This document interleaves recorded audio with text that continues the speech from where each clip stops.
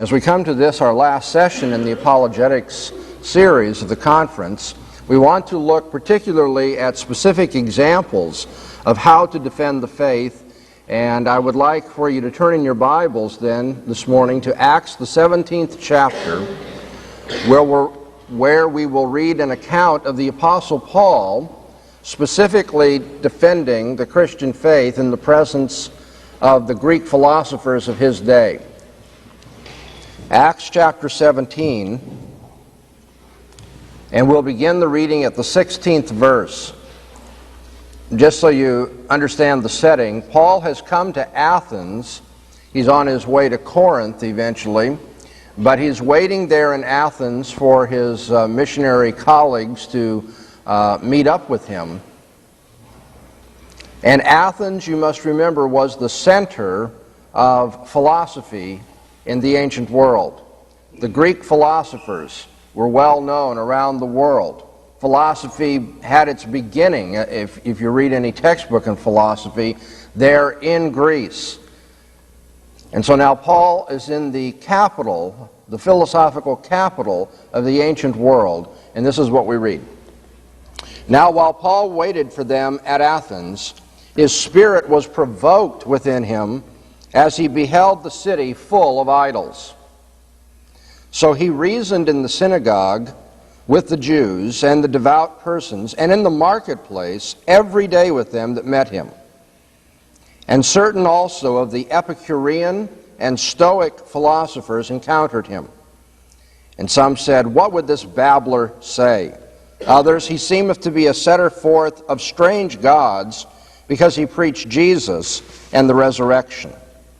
And they took hold of him and brought him unto the Areopagus, saying, "May we know what this new teaching is which is spoken by you?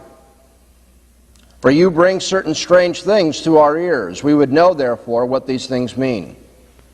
Now all the Athenians and the strangers sojourning there spent their time in nothing else but either to tell or to hear some new thing. And Paul stood in the midst of the Areopagus and said, "Ye men of Athens, in all things I perceive that you are very superstitious. For as I passed along and observed the objects of your worship, I found also an altar with this inscription, To an unknown God. What therefore you worship in ignorance, that I set forth unto you. The God that made the world and all things therein, he being Lord of heaven and earth, dwells not in temples made with hands, neither is he served by men's hands as though he needs anything, seeing he himself gives to all life and breath and all things.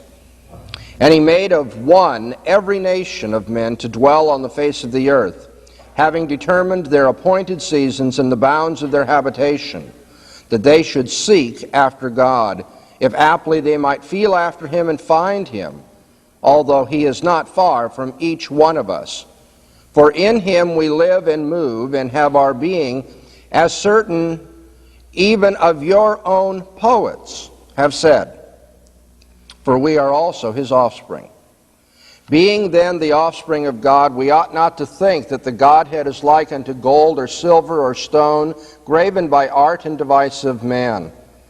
The times of ignorance, therefore, God overlooked, but now he commands men that they should all everywhere repent, inasmuch as he has appointed a day in which he will judge the world in righteousness by the man whom he has ordained, whereof he has given assurance unto all men, and that he has raised him from the dead. Now when they heard of the resurrection of the dead, some mocked, but others said, We will hear thee concerning this yet again. Thus Paul went out from among them. But certain men clave unto him and believed, among whom also was Dionysius the Areopagite, and a woman named Damaris, and others with them. And thus far the reading of God's Word. Here we have in the New Testament the most extensive and clear and explicit encounter between the mindset of God's people, the mindset that is given by God's Word, the mindset of the Christian, and the mindset of the world in its most sophisticated form, in its highest expression of philosophical technicality in Athens. We read that Paul was waiting for his colleagues, and while he was in Athens, he couldn't help but be provoked because he looked around and he saw idolatry everywhere. And as you go off to college, you'll be like the Apostle Paul in that respect. You're going to see idolatry everywhere, not because you're going to have people in your college dorm room that are bowing down to idols of wood and stone, but you're going to find people living for some kind of ultimate principle or pleasure that is quite contrary to Jehovah, the Lord of heaven and earth. You're going to see people that respect in their thinking a higher authority than God speaking in His Word. You're going to find people who do not respect the Lord Jesus Christ. They live unto themselves, and they live for some other ultimate commitment than to serve Him. You'll see idolatry in its many forms. You'll see probably expressions of the occult when you go to college. You're going to see expressions of hedonism when you go to college, and existentialism, and materialism, and on and on and on. And so here we have Paul, like you going to college, being provoked by the idolatry all about him. And the Bible says, so he reasoned in the synagogue and in the marketplace every day. Please make note of that. Paul didn't simply proclaim his point of view and tell everybody they have to believe it on his say-so.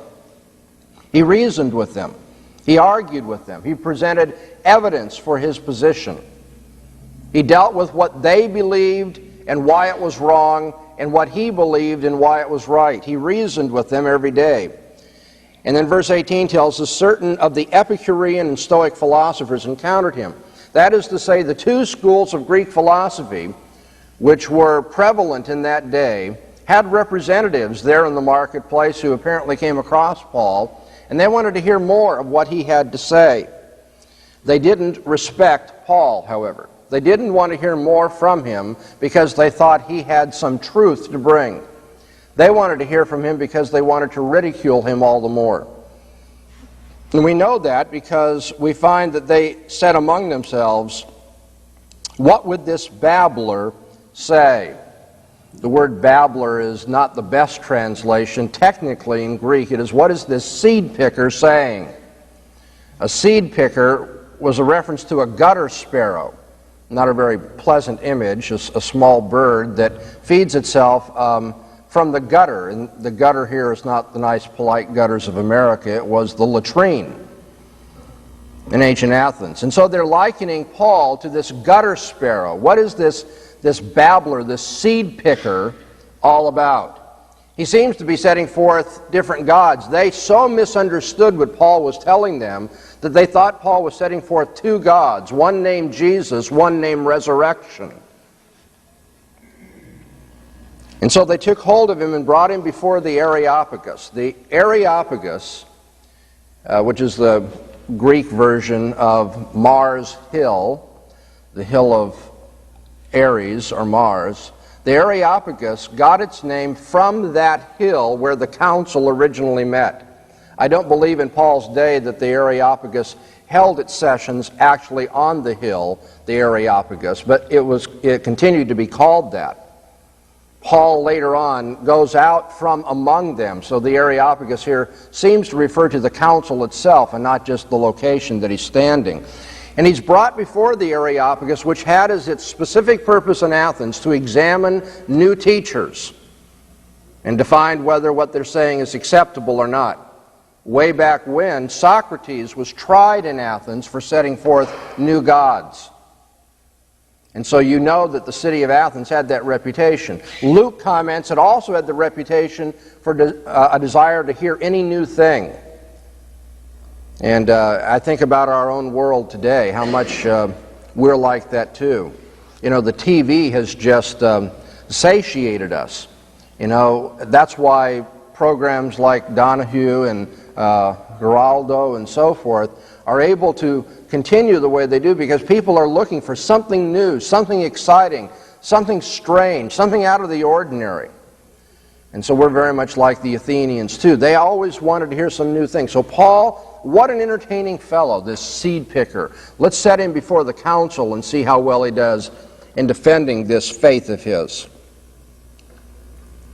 And Paul stood in the midst of the Areopagus, and this is the way he defended his faith. He first of all pointed out that all men are religious by nature, and yet they have perverted that religion. He uses a word here that it's hard to translate in the English, because you either say superstitious, which makes it sound like they don't have any kind of piety or devotion about them, or you say you're very religious, which makes it sound too good. The Greek word is really somewhere in between. What he's saying is you have a religious nature, but it really is kind of a silly, stupid is too strong, but it's a perverted religious nature. You are very superstitious men. And I know this because as I was passing along, I saw all these altars, and you even have an altar to an unknown God. Now, we know from archaeology and ancient history that the Athenians had a number of altars like this. Apparently, at one point, there was a plague in Athens, and one of the gurus of the day told people they should let sheep out on the Areopagus, and then where these sheep should sit down, they should put an altar to whatever god it may be that was going to heal them of the plague. So they were very superstitious, religious in a perverted, distorted, twisted way. And Paul says, I've seen even your altar to an unknown God. What therefore you in ignorance worship, I declare to you. Paul sets forth the idea that he is in a position to tell them about this God of whom they are really quite ignorant. They know that there's a God. They know they are answerable. They are very superstitious, religious in that sense, and yet they don't know what they're talking about. Paul doesn't come to them and say, well, you've made a pretty good beginning religiously. Let me see if I can take you a little bit further from where you have come. He says, rather, you are worshiping in ignorance, superstitiously, and I will declare this God unto you. And then he goes and he sets forth the Christian worldview. He talks about creation, and he talks about providence, and he talks about the worship of God, and how all men are responsible to him. And so there, Paul, as it were, does not answer the fool according to his folly, lest he be like unto him. He rather answers the fool according to Paul's own Christian worldview, so that he can show that within the context of his worldview, reasoning makes sense, morality makes sense, worship makes sense, because he's going to go on to ridicule them, as it were, for their worship. He says on the one hand, now notice the internal contradiction in the Greek outlook. He says on the one hand, your own poets say, we are all his offspring. Verse 29, being then the offspring of God, we ought not to think that the Godhead is like unto gold or silver or stone graven by art and device of man. He said, if you really understood that you were the offspring of God, then you would know that God can't be worshipped in the way that you worship him. And when Paul was speaking, very likely on the hill behind him, the Parthenon was to be found, which was the temple in which all the Greek gods were worshipped. And Paul is saying, very antithetically, you can see how he's setting his worldview against theirs, but showing the internal contradiction within theirs. He says, if you really understood that God was the source of all being, you would know that a temple like this back here is preposterous. God's not worshipped in that way. When Paul declares to them the providence of God and how all things are under his control, he tells us that the reason why God controls all things is so that men might feel after him. Now, the language of feeling after God here is the same language that Homer uses about the Cyclops when he loses his eye. He feels around. He's in the darkness. He's trying to find his way, but he's really blinded. And Paul is saying that kind of thing about them. You're feeling around in the darkness trying to find your way, and yet the strange thing is, Paul says, is God is not far from any of us. You in ignorance are seeking after this God. You even have some notion of worship, even though it's self-contradictory. You want to find this God, and yet there's something that's keeping you from doing that. But it's not God's fault. He's not far from any one of us, he tells us. That they should seek God, if aptly they might feel after him and find him, though he is not far from each one of us, for in him we live and move and have our being. In fact, it's impossible for us to think about anything to think about reality or think about how we know things or how we should live our lives apart from this God, because all of human existence, you see, is part of God's plan and is made possible by God. We live in the very midst of God, as it were. In Him we live and move and have our being. And then Paul says, as even your own poets have said. I'll show you how God is not far from each one of us. Even your poets end up having to bring testimony to the truth. They cannot escape the clear revelation of God. Now, obviously, they have distorted, they have perverted those things which they know. They've tried to make a God after their own image, but even in the process of making a God after their own image, they have not escaped the truth of God. It's kind of like sitting on the volleyball, you know, when you're in the pool. And you're pretending there is no volleyball. And yet you have to be in contact with the volleyball even to distort the truth about the volleyball. And so they are in contact with God. They know things about God, though they are going to distort and suppress an unrighteousness. And then in verse 30, Paul calls upon them to repent, because the times of ignorance God will no longer overlook. They should repent, knowing that God has appointed a day in which He will judge the world, and He's given evidence that that's going to happen because He raised Jesus from the dead. Paul calls on them to repent. The Greek word is metanoeo. It means to turn your mind around. They need to change their attitudes. They need to change their way of thinking. They need to be aware that they are answerable to God and that God has given evidence of that and that He sent His Son into this world and raised Him from the dead. So Paul sets forth his worldview against the Greek worldview. He does not say, you're perfectly all right as far as you've gone. Now let me see if I can add Jesus to your way of seeing things.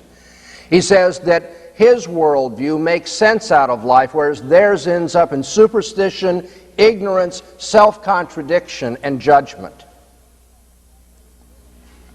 Now, at the end of the encounter, we read that when they heard of the resurrection of the dead, some mocked. Remember, that's where we came into the story?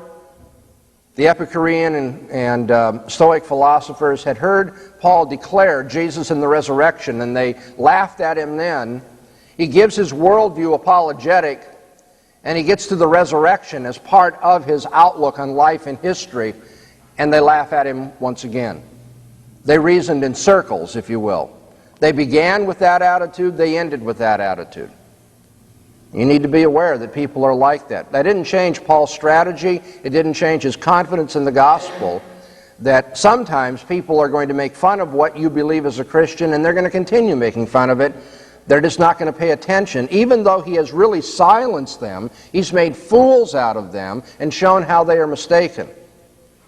The Bible does tell us, however, that there were people who wanted to hear more. You'll take even greater encouragement from that. There'll be some people who will say, I don't know what to say. I need to think about this. Can we talk some more?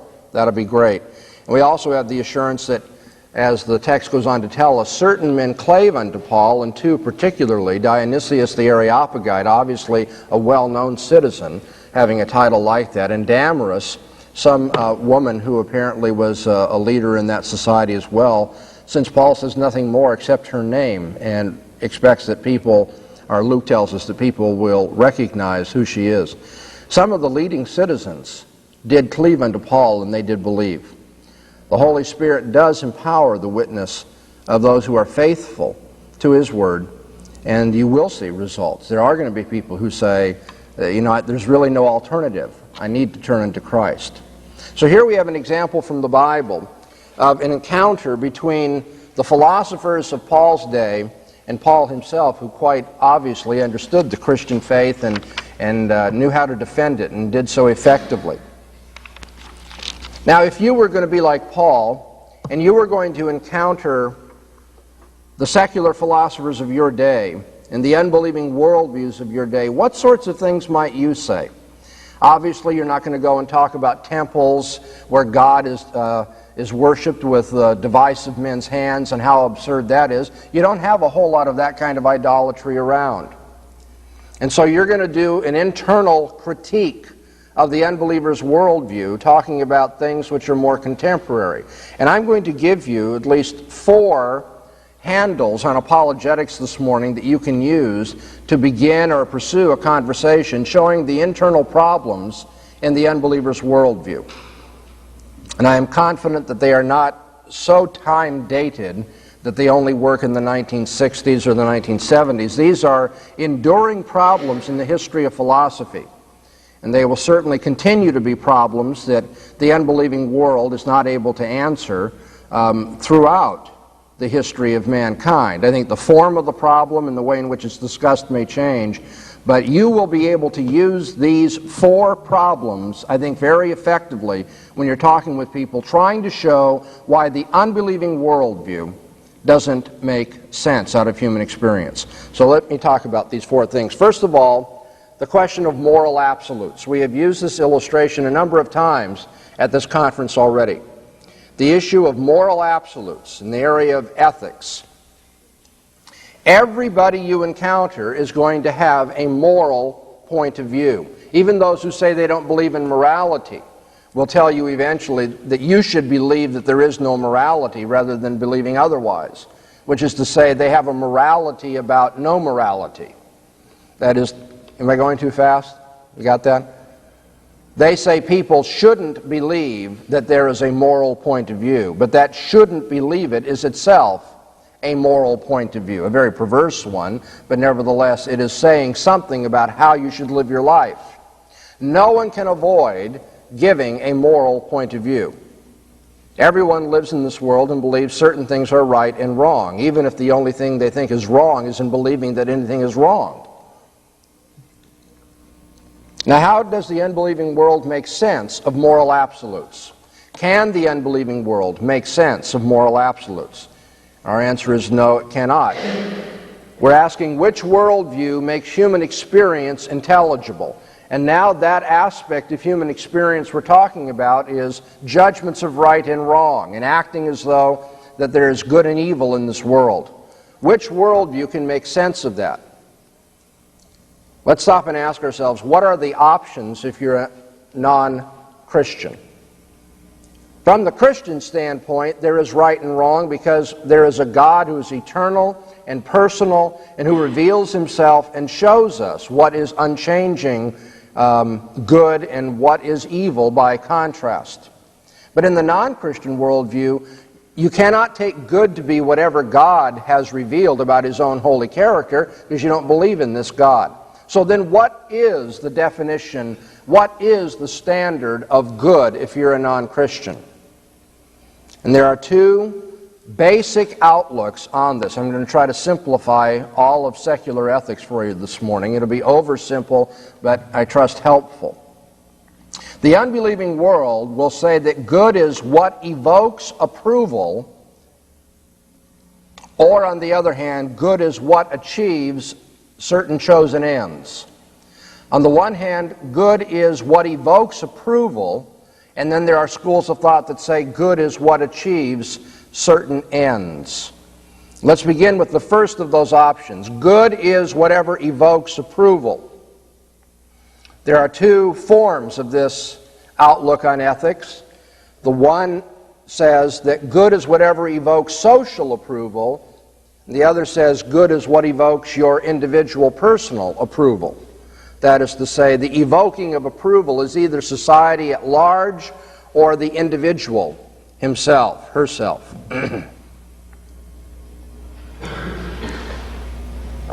The difficulty with this point of view, obviously, is that it makes a sentence, well, let's take the view that good is what evokes social approval.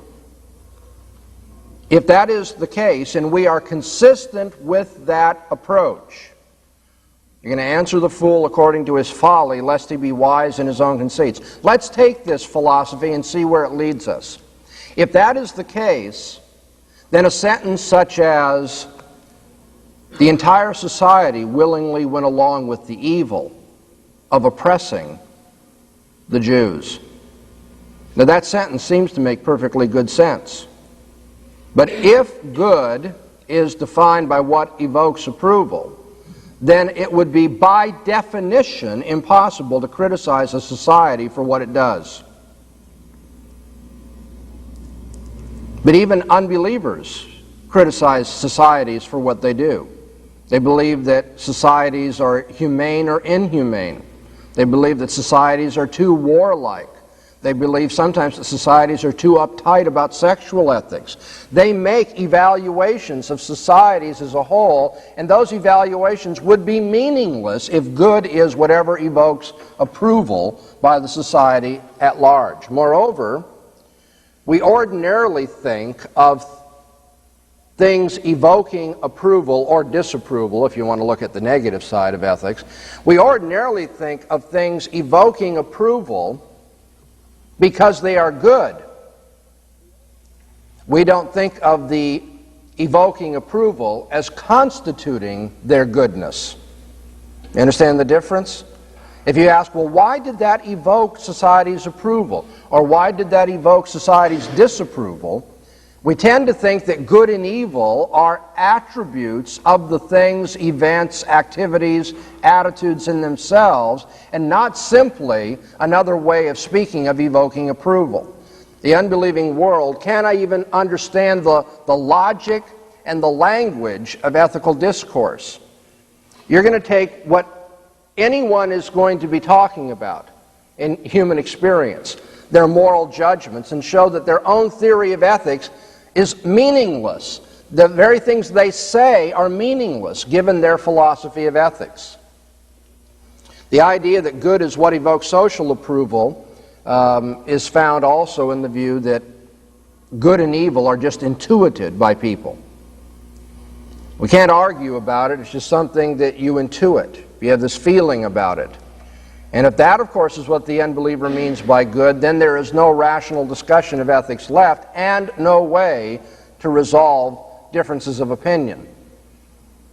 In fact, there's no way to even say that a person's intuition about what is good is itself good, because then you would have to intuit that your intuition is right, which is to say you would have to intuit that your intuition about your intuition is right, which is another way of saying you'd have to intuit that your intuition about your intuition about your intuition is right. And do you see where I'm going? Intuitionism leads to an infinite regress. There's no explanation here of good and evil, and there's no rational way of resolving disagreements between different societies. We would have absolutely no right to criticize another culture for, say, expecting that the widow of a man will throw herself on his funeral pyre and burn to death, and force her to do so if she refuses to do it willingly. There are societies that have practiced that. Not many unbelievers want to say, hey, well, it's different strokes for different folks. I guess if that's what they think is good, they go ahead and do that. We tend to say that's horrible and they should be changed. We tend to think that cannibalism ought to be changed. That child abuse cannot be made acceptable just because it's widespread in a culture. We don't think that genocide is acceptable just because Hitler's Germany put up with it. And so the unbeliever can't live with that particular theory. Now, the idea that good evokes individual approval rather than social approval ends up in what is now called the emotivist theory of ethics. That when we talk about ethical terms like good and evil, we're just giving expression to our emotions. We're not really rationally describing anything.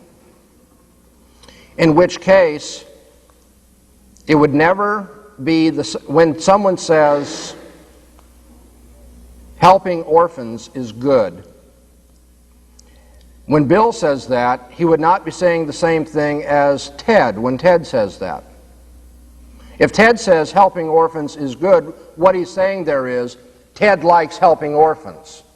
When Bill says helping orphans is good, that translates Bill likes helping orphans. And so they're not even saying the same thing when they say helping orphans is good. Good is not an objective or public quality. It's just a subjective expression of your emotion, which then makes ethics impossible and completely subjectivistic. So this idea that good is what evokes approval, either social or individual, doesn't make any sense, cannot make meaningful the judgments on ethics that every unbeliever makes. And so we go the other direction. How about the idea that good is what achieves chosen ends? That is to say, something is good when it leads to a certain consequence, when it's the means to a particular end. Utilitarians tell us the good that we should try to achieve, the consequence that we are aiming for, is the greatest happiness for the greatest number of people. Hedonists that are egoistic, on the other hand, tell us the good we should be looking for is our own individual happiness, pleasure, and well-being. But now, either way, if good is what is conducive to the end that you have chosen, the question has now just been transferred from the means to the end that the means is supposed to be unto. That is to say, when the unbeliever says, I mean by good that which achieves social happiness or individual well-being, the next question is, well, why is the greatest happiness of the greatest number good? And you can't say because that achieves a certain end. If you define good in a consequentialist, or what is called a teleological fashion, if good is that which is conducive to a certain end, that already assumes that the end is itself good. And now we're right back into the thick of it. How do you know that that is good? And the unbelieving world doesn't have an answer for that. It's like, well, everyone's just supposed to take for granted that your individual well-being is good. You're just to take for granted that the happiness of your society is good. But even then we have to ask, in saying this, what do we mean by the word good? The unbeliever knows in his heart of hearts, in her heart of hearts, that good has to do with matching God's attitude toward things. Evil is that which goes contrary to God's feelings about certain things and against His character. And they use good, the language of goodness and evil, in that absolutistic way, and then they try to find some theory to cover it up. As Paul says, I find that you are very superstitious. You have all of this evidence of ethics around you in your society, and yet you can't make any sense of ethics, given your worldview. And so this God that you worship in ignorance, this absolute standard of goodness that you know is there but you cannot understand given your worldview, I can declare unto you. So there's one line that you can take, and I think everybody can understand this. Usually the discussion of moral right and wrong is not all that philosophically technical or difficult for people. Let's up the ante a bit here, though. Secondly, you can talk to people about the uniformity of nature, which is to say, the very possibility of doing science. You have to put on your thinking caps now. If we're going to talk about the uniformity of nature and the possibility of science, you have to stop and ask, why is this relevant to science? What does science study? When all said and done, science studies predictability in human experience. When you do experiments in the chemistry lab or the physics lab, when you study engineering and how to build bridges and so forth, you are studying those things which, if you were to believe them, would enable you to control the world and control your experience better. If you knew the properties of quinine and how it acts on the human body, then you could predict that using quinine would relieve the symptoms of malaria. If you understood, your experiments in the medical lab, then you would find out something about the serum used to cure or prevent polio. The whole idea of science is we learn things about our past experience so that that knowledge will help us control our experience in the future. It's not just scientists who think that way. Every individual does so as well. You know how to ride a bike. You know how to drive a car. You don't learn that new every day. You take what you've learned in the past and you assume that that is usable in the future. That is to say that future experience will be like past experience. Now, there would be no science, there would be no university for that matter, if we couldn't count on the future being like the past, if we couldn't count on the uniformity of nature. Everyone assumes the uniformity of nature. And now the question you want to raise is, which worldview makes human experience, that is the expectation that the future will be like the past, that there's a causal connection in this world that you can rely on to make predictions and to plan your life and do things, which worldview makes that human experience intelligible? Now everyone assumes this, but no one's worldview can account for it apart from the Christian. You see, we have no experience of the future. We have no observation of the future. An unbeliever says we only know things based on our observations and experience. And then you're going to point out, well, then of course you haven't observed the future, have you? You have no experience of what is not yet. Now, since you believe everything you know is based on observation, and even you admit you have not observed the future, then anything you say about past experience, we've seen this in the laboratory 1,000 times. People have known this for thousands of years. You'll hear things like this. No matter what they say about the past, eventually, you're going to point out, is logically irrelevant to what's in the future. The fact that you have some observation, some experience, all these lab reports about the past still provides no relevant information about the way things will be in the future. It does not provide you any basis for expecting the future to be like the past, apart from a doctrine about the nature of reality that tells you that events and effects are controlled in a uniform way. Apart from, say, knowing a God who assures us that He will keep things regular in this universe and that our experience is predictable, therefore, apart from a doctrine like that, they couldn't have any rational basis for assuming the future would be like the past. And yet all of science assumes this.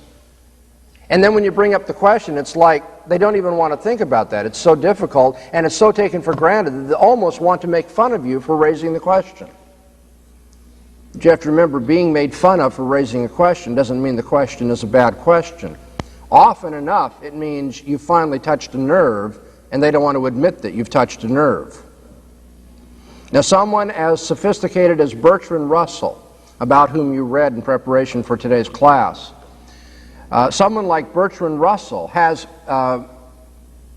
admitted in print and with a great deal of sophistication in the explanation that we just have to admit that the principle of induction, that is to say, the idea that we can take past experiences and project them into the future, that we can know and control the future to some degree by our knowledge of the past, has no foundation in observation, has no scientific foundation. So you can talk about moral absolutes with an unbeliever. You can talk about the very possibility of science and the uniformity of the world that would be required to do scientific work at all.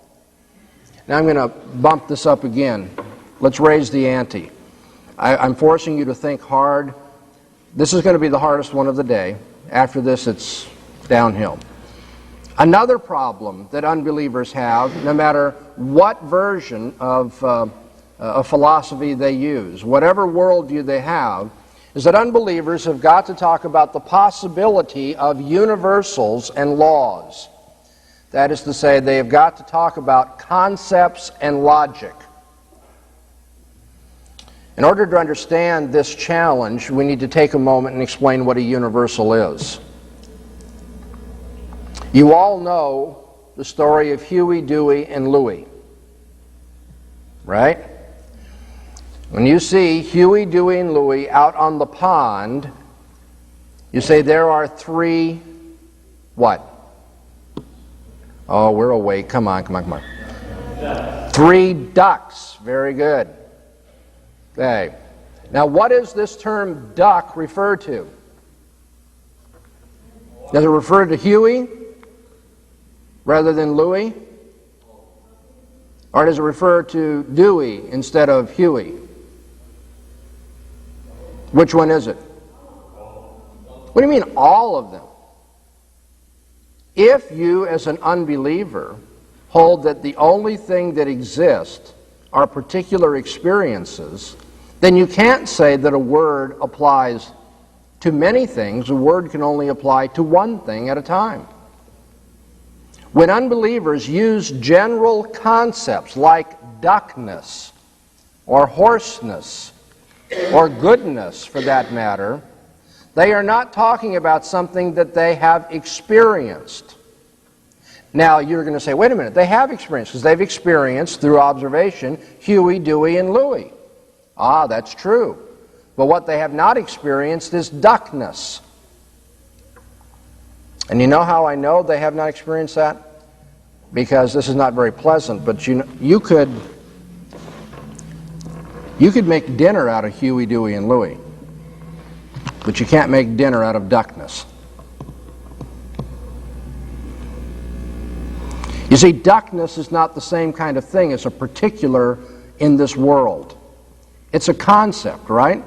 It's not a physical object at all. And so when unbelievers talk about general concepts, they need some worldview that makes human experience intelligible. You need to ask, what view of the world makes meaningful your discussion of concepts or universals like duckness or atomic structure or love, for that matter? How can you have general concepts in a world that you say is made up only of physical particulars? Now, real quickly, so that you see some of the difficulty of this problem that I'm summarizing so quickly, you're going to have people who say, no, we do have an experience of duckness. And here it is. Now, your experience of that word written on the board is a sense-based experience. That's something physical in the world. And duck is just a word that we use for things that we see having common features. Duck is just then the language itself, rather than an immaterial concept. And I want to show you how easy it is to refute this point of view. Let's assume that this written up here on the board is duckness. All right, you all know the concept of duckness, and it's right there on the board. There goes duckness. It don't exist anymore. If the unbeliever seriously believes that concepts are nothing more than the physical airwaves that we hear audibly or see with our eyes, a physical thing written down, then what you need to do is you need to point out that if we eliminate those physical objects in the world, then there is no more concept of duck. When I teach philosophy, I have a lot of fun with new students by asking them, what is their name? Okay, and let's say we have a student who says his name is Jim, and then I'll ask him, is that your name? Yeah, that's my name. Seriously, that's your name? You don't want to be more precise? No, that's my name. What are you getting at? And I say, well, if that is your name, you're now nameless. And all of a sudden, you see, the light dawns. Wait a minute, that's not my name. That is an instance of my name. That is a representation of my name. That's one example of my name. But I've got a name even when no one is saying Jim, and when it's not written down on a piece of paper anywhere. If we destroyed every piece of paper that had the name Jim, even his birth certificate, he'd still be Jim, wouldn't he? And so there is a concept of Jimness, if you will. There is a name that goes beyond anything in the physical world and anything in experience that can be observed in a sense-based fashion. And so it is with duckness and love and justice and any number of things. Concepts are not material objects. Concepts are abstract in character, abstract and universal.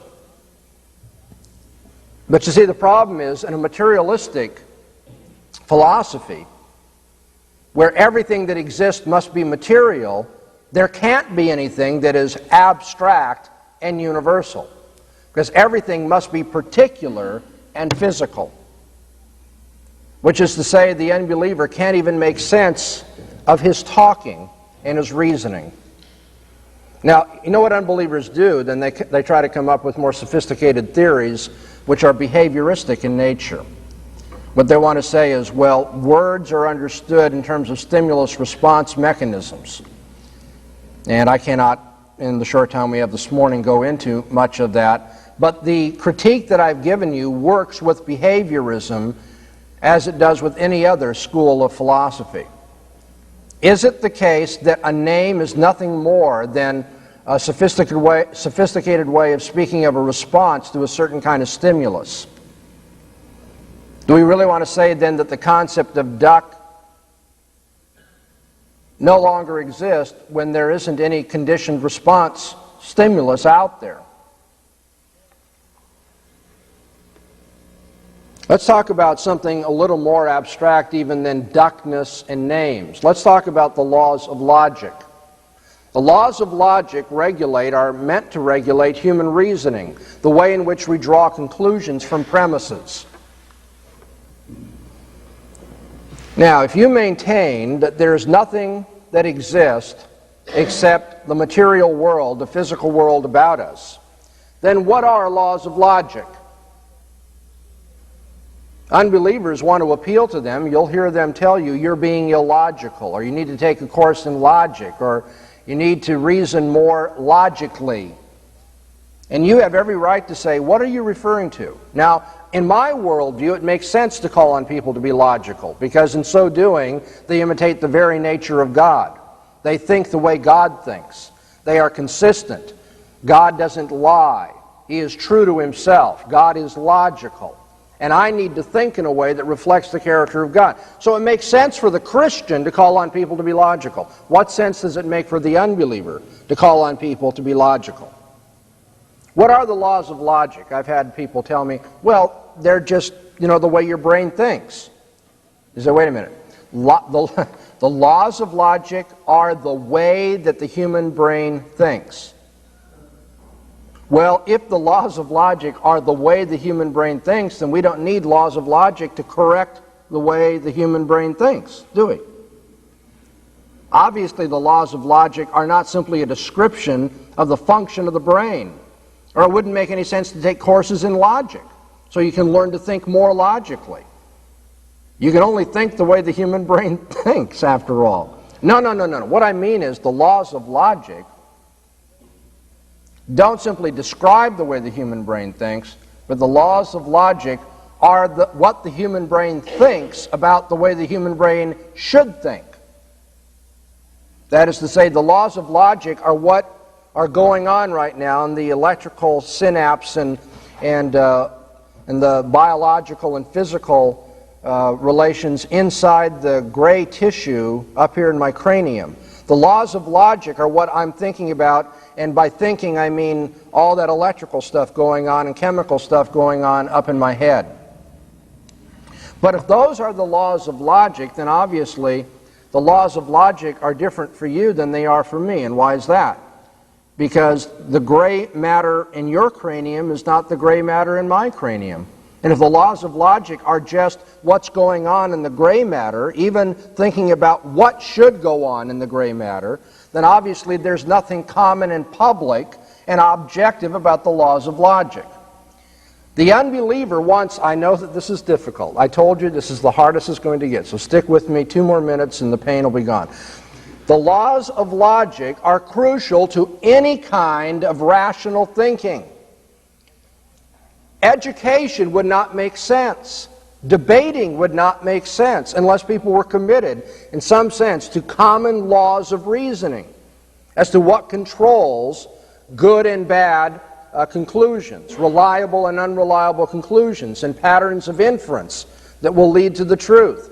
Everyone needs laws of logic in terms of education, debate, argumentation, what have you. And yet the unbelieving worldview cannot make the laws of logic intelligible. Here again, the unbeliever shows that he or she knows God, knows that God is an intelligent, personal, reliable, consistent, faithful being, and that they must be like that. They must think logically and consistently, but they don't want to acknowledge God, so they suppress the truth and unrighteousness and come up with some phony theory to explain the laws of logic. Okay, I said there would be 4 illustrations I gave you this morning. We've talked about moral absolutes. You are able to talk to the unbeliever about the basis of morality. We've talked, secondly, about the uniformity of nature. You are able to talk to the unbeliever about the possibility of any science. We've talked about the possibility of universals and laws. You are able to talk to the unbeliever about concepts and logic, and to say, how does your worldview make any of that even sensible? And then fourthly, and real briefly, let's talk about personal freedom and dignity. Unbelievers have certain assumptions about human nature. And those assumptions about human nature lead them to say that human beings are different from the animal world, even if they believe in evolution. And therefore, our thinking is in a classification different from what other biological organisms are doing. And the treatment of human beings needs to recognize their dignity in a way that we don't with other things. Here's a real obvious illustration of that. Do you see anything in the animal world that is likened to a funeral? Do animals have rituals for burying their dead? No. Now, if the unbeliever says we're nothing more than advanced animals, it would make perfectly good sense to ask, why do we have funerals? Even unbelievers have funerals. In fact, it's some of the grossest display of social hypocrisy in the world you've ever seen on the evening news when some well-known actor or actress dies. And everyone, I mean, it's almost the end of the world. We're going to miss this person. It's so... Well, I know what it is to lose a loved one, and I understand the grief of a funeral. I don't understand this public display and all this hoopla and so forth. If all we are, of course, is the front end of evolutionary change, if we're nothing more but advanced animals, why do we have funerals? Why do we, in some sense, express the dignity of human nature and man in that way? Now, I'll tell you why. Because in our heart of hearts, we know that man is different. That man's made in the image of God, and something very tragic has taken place when a human dies. We don't have funerals when a cockroach dies. We don't, well, some people do. I mean, people have funerals for their dogs. Isn't that something? What are we doing when we have a funeral for a dog, however? I mean, besides making fools out of ourselves, we are personifying the dog, treating the dog like a human being. And so this is not an exception to the rule I've given you, it's the exception that proves the rule. The only reason a person buries their dog and doesn't bury their cockroach is because they think of their dog as more personal, more like them. My dog was a friend to me, the cockroach wasn't, which is to say I treated my dog or thought of my dog like a human being to some extent. Human dignity is something which the unbelieving world cannot explain. The very fact that we have law courts, as bad as they work sometimes, nevertheless, the very fact that we have law courts shows that we believe, in some extent, in human dignity. We believe that a person needs to be convicted of something before you can fine him, imprison him, or take away his life. But again, if this is a dog-eat-dog world, if there is no God, then why do we afford dignity any more to human beings, trying them, than, say, before we slaughter cattle and then eat them in our steak dinners? The unbelieving world can talk, and you're going to hear more of this as you go to college in your generation. The unbelieving world wants to talk about all living things being equal. All life must be respected. And if that's the case, then you need to learn to press to absurdity the worldview that says that kind of thing. If all living things have equal dignity, it will not be enough to become a vegetarian. You ever stop to think about how absurd it is when you hear people say it's cruelty to animals to eat them? Hey, I'm going to start a carrot liberation organization. That's cruelty to carrots to eat them too. Oh, in fact, if you want to push hard enough, it's cruelty for you to be breathing, because even though you're not conscious of it, you're killing microbes right now as you breathe. Yeah, so stop breathing. Live up to your worldview. Die. Respect all living things by dying. So there's the internal contradiction, the absurdity of the unbeliever's worldview. What I'm getting at here is that a naturalistic, non-Christian worldview cannot account for the personal freedom of our thinking and the personal dignity that we afford in treating one another. Let me talk about freedom in our thinking. If naturalism is true, that is, that all that exists is the natural order, and there isn't anything that goes beyond man's experience in time. If naturalism is true, then the naturalist has no reason to believe his naturalism. You write that down and I'll explain why it's true. If naturalism is true, the naturalist has no reason to believe it. Has no reason to believe it. Because you see, naturalism says all of our thinking is just electrical chemical responses. All of our thinking is subject to the laws of chemistry and physics, which is to say all of our thinking is determined by the factors in the physical world or in the physical brain, in the environment around us. All of our thinking is, in principle, predictable then, because it's just following the laws of nature. Usually, more sophisticatedly put, the laws of physics and biology and chemistry and so forth. But the point is, human thinking is just the species of the physical world and its operation. Human thinking is just, it's on the same order, but not the same level of sophistication as weeds growing. And so if naturalism is true, then the person who's propounding it is propounding it why? Because his or her brain has required them by the laws of physics and chemistry and biology to say this sort of thing. It's not as though they have the freedom and self-awareness to think about different theories, evaluate evidence, and make a choice as to which is right or wrong. They just have to say whatever they have to say.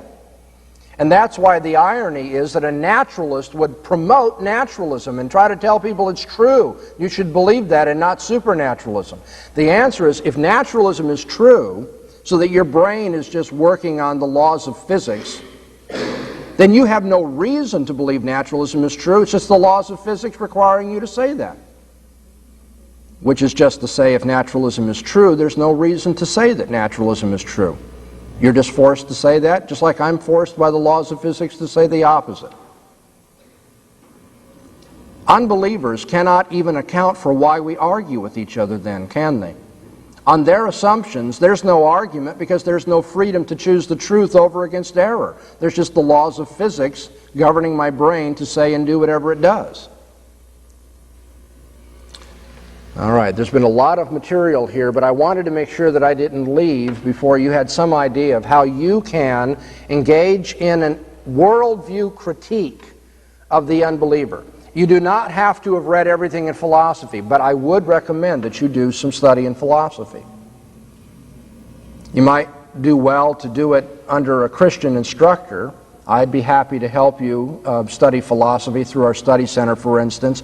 Or when you go to school, make sure you have a Christian or a Christian textbook that you're looking at. But you should become more familiar with these terms, with these concepts and ideas, so you can talk intelligently and you can have more confidence in what you're doing. But even if you haven't mastered the field of philosophy, you can do what I've taught you in this conference. Get the unbeliever to keep talking, and he or she will finally give you the rope with which you can hang them. And here are some of the ropes that you can hang them with. Moral absolutes. The uniformity of nature, therefore the possibility of science. The possibility of universals and laws, therefore logic and rationality. Personal freedom and dignity. Learn to talk to people about these things. They are enduring problems in the history of philosophy, regardless of the school of thought that you come up against. All right, let's see if we can put this into more concrete form by looking at two illustrations of apologetics. First of all, you have listened, if you did your preparation, to a tape of a dialogue that I had with an atheist whose name was George Smith. George Smith wrote the book, Atheism, the Case Against God. And I've written down just a few things that I'd like to comment on about that tape, and if we have time this morning, I'll let you ask any questions you might have, and if we don't have time, see me after class. But I hope that you picked up on a few of these salient points in the discussion or dialogue or debate with him. First of all, the importance of definitions. If you listen to the tape, you'll hear George Smith. By the way, he does the same thing that Gordon Stein did that I debated at the University of California a few years ago. He wants to define atheism in a particularly narrow way. And you'll hear me give some resistance to that. Well, if you want to use your term that way, I'll try to use that. But you have to understand that if you define atheism in this fashion, in a sense you're begging the question. The title of George Smith's book is Atheism, the Case Against God. And then he comes on the radio program with me and he says, well, an atheist is somebody who doesn't believe that the evidence in favor of God is compelling. Whoa. Those are really quite different things, aren't they? When the atheist says, I have a case against God, what he's saying is, I have an argument, I have evidence that shows that, or leads to the conclusion that there is no God. And then he shows up for the debate and he goes, well, what I mean by that is, you haven't convinced me that there's a God. So if he's allowed to define atheism in that way, then of course he has shifted the burden of proof, hasn't he? Now he doesn't have to give a case against God. All he has to do is sit back and say, well, I'm not convinced, I'm not convinced, I'm not convinced. You haven't come up with the right argument yet. Okay, the importance of definitions. If I had another week with you, we would probably spend 2 or 3 hours just on this, and I've taken 2 or 3 minutes. I haven't done it justice. You must watch the way the unbeliever defines his or her terms. Much of a debate, much of an argument is determined by the way you lay it out, the way you set up the question, the way you conceptualize things. If atheism is rational and all that means is they haven't been convinced by the theist, then it looks like atheism can win the argument with very little work at all. But if atheism means somebody who has evidence against the existence of God, then they're going to have to do a lot more than simply try to refute the arguments we bring up. They're going to have their own evidence. They're going to have their own reasons to show that there is no God. The second thing I would have you catch onto in that discussion with George Smith is this whole notion of the relationship of faith and reason. One of the reasons that George Smith had a hard time dealing with the worldview that I was giving to him is because he had assumed all along, in fact you find it in his book on atheism, he had assumed that faith is believing something without reason. As he puts it in his book, faith just fills in the gaps where reason falls short. Where reason can't show something, then we say we believe it on faith. And you are going to hear this over, to the point that you'll get tired of it if you're paying attention. This notion that faith and reason stand over against each other.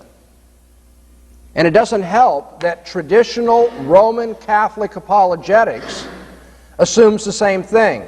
Reason is one kind of thing, and faith goes beyond reason. The notion here is that everyone uses their intellectual power, their reasoning ability, and with that we can assume we can find out certain truths about human life in the universe and even that there is a God. And then we go beyond that and put faith on the foundation that reason has laid. So that faith, you see, is what goes beyond reason. So even the Roman Catholic Church teaches that. We have many evangelicals who teach that reason lays the foundation and faith is what goes beyond it and is placed on the foundation of reason. Well, I suggested to George Smith that is a Thomistic, which is to say a perspective following Thomas Aquinas, medieval theologian.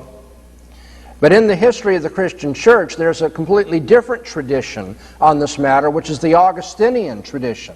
It goes back to Augustine in the early days of the Christian church. And in the Augustinian tradition, faith is not that which goes on the foundation of reason, and therefore is of a different order and goes beyond it.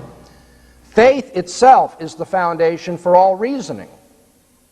Whoa! Boy, that changes things, doesn't it? What I wanted to suggest to him is that if you don't have faith in God, you can't reason at all. That one believes in order to understand. One doesn't first rationally understand and then says, well, now I can take the leap of faith beyond that. But rather, without this faith in God, all reasoning would fail. In principle, all reasoning would fail without that faith in God. It makes no sense. There is no worldview. There's no view of reality, knowledge, and ethics that can make sense of reasoning. And in the tape, you could hear that. I mean, he really had no answer to that. He didn't know what to do with that. And so what he said is, no, well, that can't be true because I reason and I don't have faith. And the smiles on your faces indicate that you are intelligent enough to see that he had walked right into my parlor, hadn't he? Thank you for taking the bait. Because what he was saying is, well, I guess I do know God in my heart of hearts, even though I refuse to acknowledge it. Because my challenge is, pardon me, you cannot account for your reasoning on your worldview, your atheistic worldview. And if he says, oh, but I reason anyway, and I say, exactly, because you know the God that I'm testifying to. And so you heard, if you listened to the discussion, I said, well, George, that's because we believe that in your heart of hearts you do know God. And that's why he's unhappy with you, because you don't give him the glory, and you don't openly profess him. You use what God has taught you about the world, what you know through God's revelation. You act like you're a believer, and then you turn right around and you won't profess it with your mouth. What you know in your heart, you won't say with your mouth, and that's why you're in trouble with God. That's why you're guilty before God. I hope you all caught that. And I mean, when he said, well, you've got to be wrong because I reason and I'm not a believer, what he had really done is he had just pushed right to the conclusion that I wanted all along. What did we call that yesterday? We called that self-deception. When somebody believes something and yet convinces themselves that they do not believe it. Self-deception is one of the most common things we see in the world. It's a sad thing. I wrote my doctoral dissertation on self-deception because I thought it was so important for Christian apologetics. Let me just give you an example that I used there in the doctoral dissertation. You have a mother who loves her child. Maybe she is a widow. She doesn't have anybody else in her world, no other significant other except this child. And yet her child is really a bad child. He abuses the other children on the playground, steals their lunch money, is just basically a bully. But this mother has got to think of her child as being angelic. Because if she doesn't have an angelic child, if she has really a demonic child, if she has some really monster of a child, then what is she as a mother? And so for the sake of her own well-being and dignity, she must convince herself that her child is really good. But then, you see, there's mounting evidence that her child is not good. Always in the principal's office, always being disciplined at school, expelled from school. It's always, any number of people saw your little Johnny beat up these children and take their lunch money. But she's got to believe, no, they've got it in for Johnny. They're following a vendetta against Johnny. So she takes Johnny out of school and puts him in another school, transfers. She moves to another neighborhood so she doesn't have to hear these stories about Johnny anymore. And she acts like Johnny is an angel. She tells her neighbors what a wonderful child she has. She thinks about him that way. She trusts him around her pocketbook. Any number of other evidences that she wants to believe with all her heart that he's a good kid. But the evidence keeps mounting. And now in the new school, she's finding that he's in trouble. He's in the principal's office, being disciplined, being expelled from school. She goes down there and she says, "You have it in for Johnny." Everyone tries to counsel her. "We didn't have it in for Johnny. He's a brat. He's a bully. You're going to have to do something with this kid." "No, no, no, no. You've probably heard from the other school district." She moves to another neighborhood, puts Johnny in another school. The thing happens again and again. Now, what are we going to say eventually about this poor woman? Does she believe that Johnny is a good kid?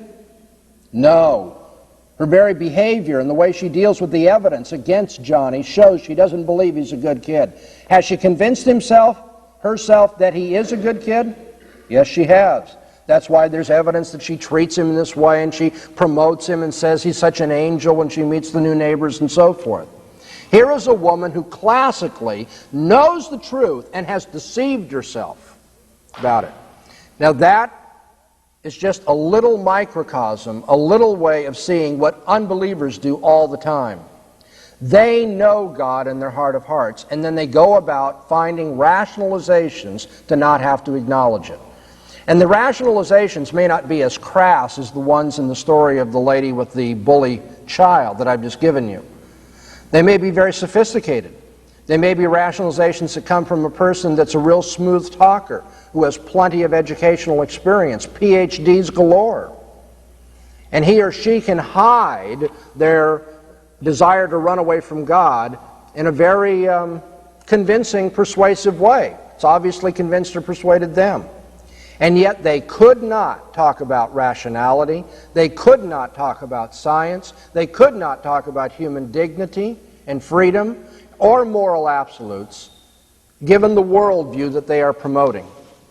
And so when they do talk about these things, they are showing that they are self-deceived. They know God in their heart of hearts. That's what you were hearing in that little part of the dialogue with George Smith when I confronted him and said, "George, you really do know this God, even though you don't admit it." Thirdly, I hope that you noted in the dialogue with George Smith that he had no reason for being rational. He wrote in his book, he thought he was ridiculing Christians when he said this, by the way, that he didn't want any irrationality, any faith statements. People must be rational, he said, because otherwise it's not conducive to human life. And what I asked him was, "George, why should people be rational?" And then before he answered, I said, "Now I know in your book you say because it's conducive to human life.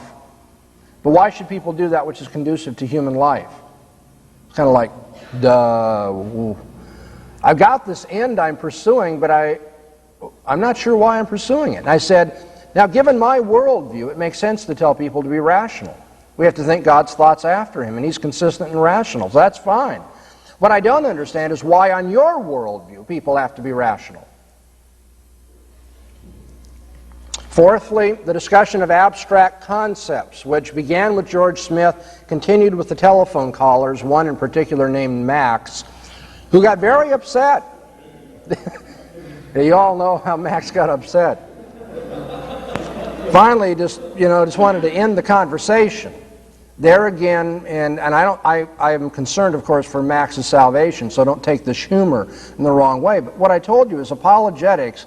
It's not my job to change his heart. That's what the Holy Spirit does. It is my job to close his mouth. And in his case, he gave an open demonstration of that when he just wanted to end the conversation. Well, enough of this. And of course, he will say to the people that he talks to and his friends that he ended the conversation because of this stupid Christian over here who couldn't understand things. But you listen to the conversation. It's pretty clear, isn't it, who didn't understand things? Not that he's going to be willing to bite the bullet and say, I didn't have an answer. But I said, where do these laws or concepts come from for you? And he said, well, the human brain does. I said, you don't want to say that. Wait a minute. Because on your worldview, the human brain, which is made up of matter and controlled by biological or chemical or physical laws, deals only with particulars. But concepts are universal. Concepts are immaterial. So that isn't the answer you want to give. And he said it's just natural. For which now my circle of friends have a joke going saying we've been looking for these laws in the natural world. I asked him, where are they growing, these concepts? Can we find them in California anywhere? Which was a way of, I hope, not ridiculing him, but using some holy mockery of his worldview. The possibility of abstract concepts, abstract concepts become impossible is what I want to say, given the atheist worldview. We talked about the uniformity of nature. George Smith said, well, that's just the physical qualities of things, right? It's just the attributes of matter that we see, and that's why we expect the future to be like the past. Last night I already answered that for you. Well, why are the attributes of matter that we know from the past those which we expect to be true of matter in the future? And then one more thing that you should have picked up on in the tape is when one of the Christians who called in confronted George Smith about the origin of life. And I sat there, I wasn't but 3 feet away from him, and I just looked him in the face and I was appalled at the way he answered this caller. The caller wanted to know what the origin of life is, and he just said, I don't know. That's for the scientists to decide. I'm saying, whoa, wait a minute, George.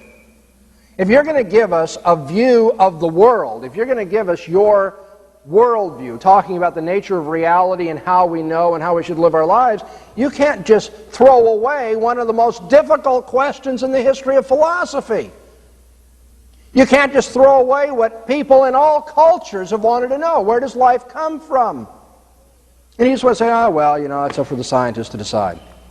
And then he has the audacity to ridicule my Christian brothers for being arbitrary and believing things on faith. Do you see the hypocrisy of that? Well, it's for the scientists to decide. Well, what happens to rationality, George? What happens to your critical mindset, George? Just whatever the scientists say, George, they become your priest? You make fun of Christians for believing what the preacher says just because it's in a book. And you do the very same thing. The difference is you've chosen somebody else to be your priest. Oh, whatever the scientists say. And who knows where life comes from? And I hope you picked up on the fact that I pushed the question further. I said, well, this is one of the problems we Christians have with you atheists. You believe the most remarkable things on faith. You have your miracles too. Life comes from non-life. What a remarkable thing to believe. Intelligence comes from non-intelligence. What a remarkable leap of faith. Morality comes from non-morality. How do you do it, George? And here you're making fun of others for having faith. You do an internal critique of the fool's worldview. Answer the fool according to his folly, lest he be wise in his own conceits. But then don't answer the fool according to his folly. You set forth your own worldview as the only one where those things that you're talking about in human experience, laws of logic, the findings of science, the absolutes of morality, the freedom and dignity of human beings, those things that you're talking about make sense within your worldview and don't make any sense within the unbelievers. So this is what we mean by an antithetical or presuppositional approach to defending the faith. Now we need to quickly look at our last illustration, and that's the article that I've written on Bertrand Russell's little piece, Why I Am Not a Christian. This will be appearing soon in American Vision's The Biblical Worldview, and you have an advanced copy of it here for the sake of our discussion, an illustration of what I've been trying to teach you.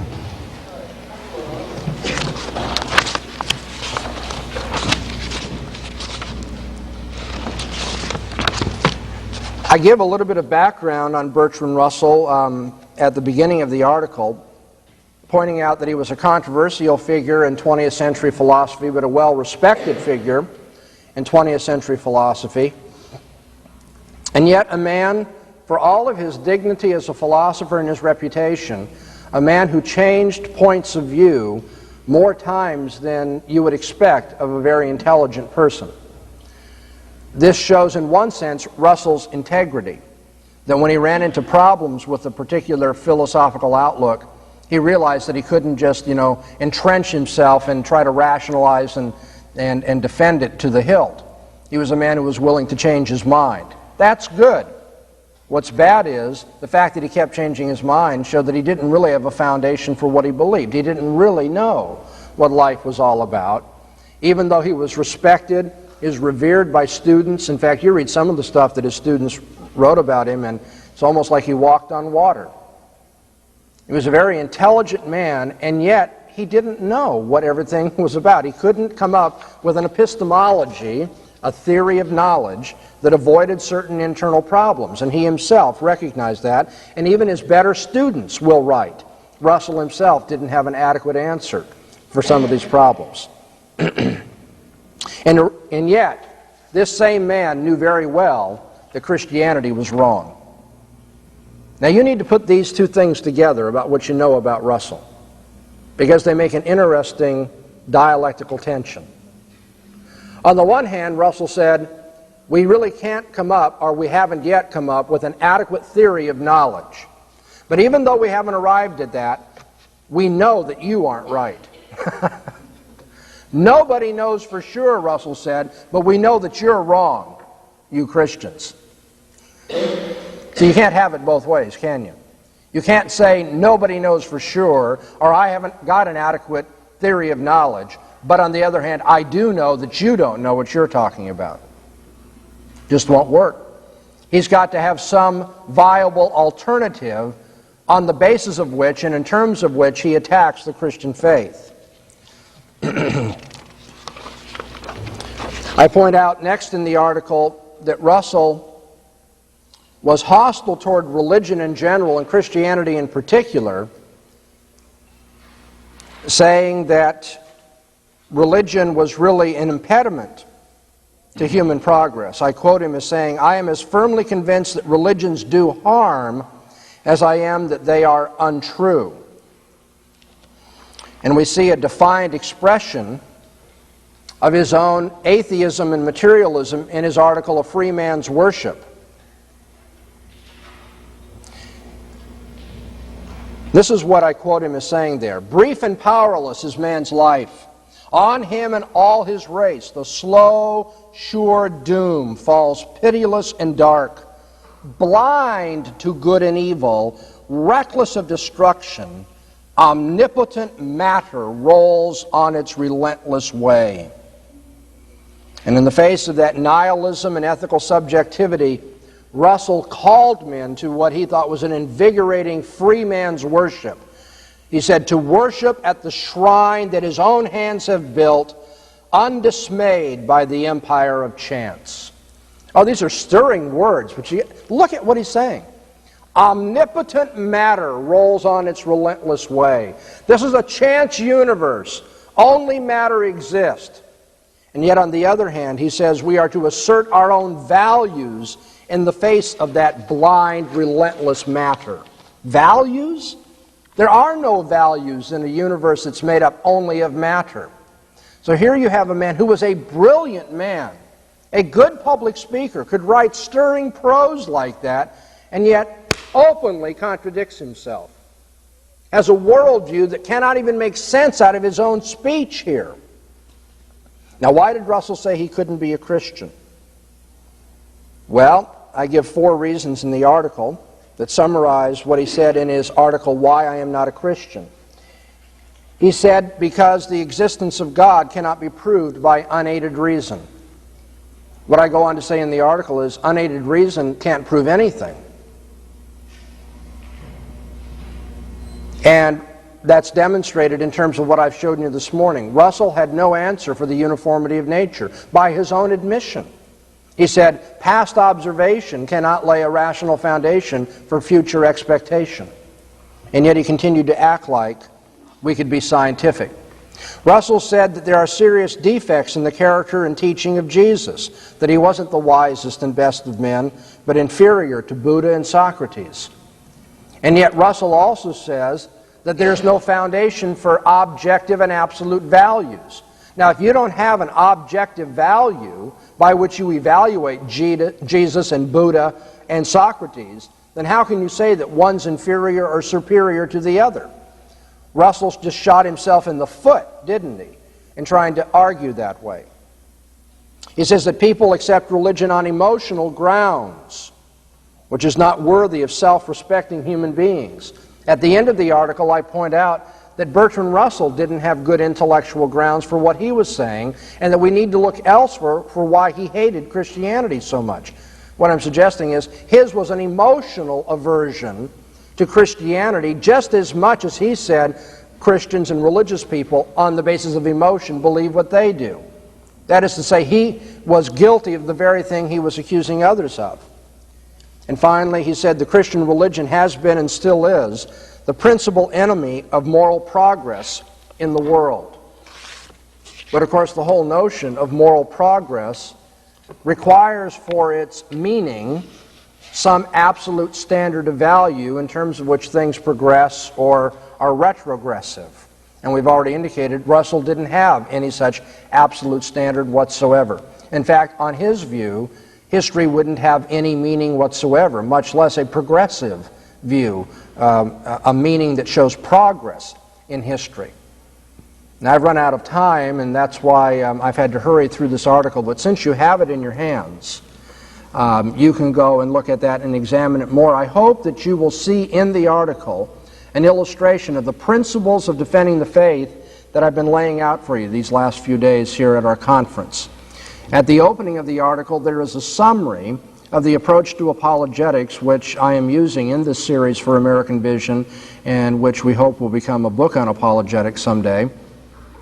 And that summary should work to a certain degree in summarizing for you what I've been saying at this conference as well. In conclusion, let's remember the stirring words of the Apostle Paul in 1 Corinthians chapter 1 at the 20th verse. And make that the motto of what we do when we go out into the world, we go to college, wherever we may be. And we need to defend the faith. And we recognize we're dealing with somebody who's got an antithetical worldview, a whole system of thought and philosophy which is, in principle, contrary to what we believe as Christians. Paul said, "Where is the wise? Where is the debater of this age? Hasn't God made foolish the wisdom of this world?" And when you take that approach to apologetics, you have to end up where Paul ended up, thanking God that in his own wisdom, which the world considers foolish, he was willing to save us by the power of the cross of Jesus Christ. The reason why we have hope in doing apologetics is because we know that God was powerful enough to save us, to change our minds, and to bring us into his kingdom, the kingdom of his dear Son. And for that reason, our labor will not be in vain as we try to defend the faith with others. That the same God who drew you into his kingdom can draw others as well. Your job is not to change their hearts. Your job is simply to be faithful. Do your best to close the mouth of the unbeliever. Lay out a true, a pure, a faithful witness to the good news of Jesus Christ. And the Holy Spirit will do the work of drawing people in. Thank you very much.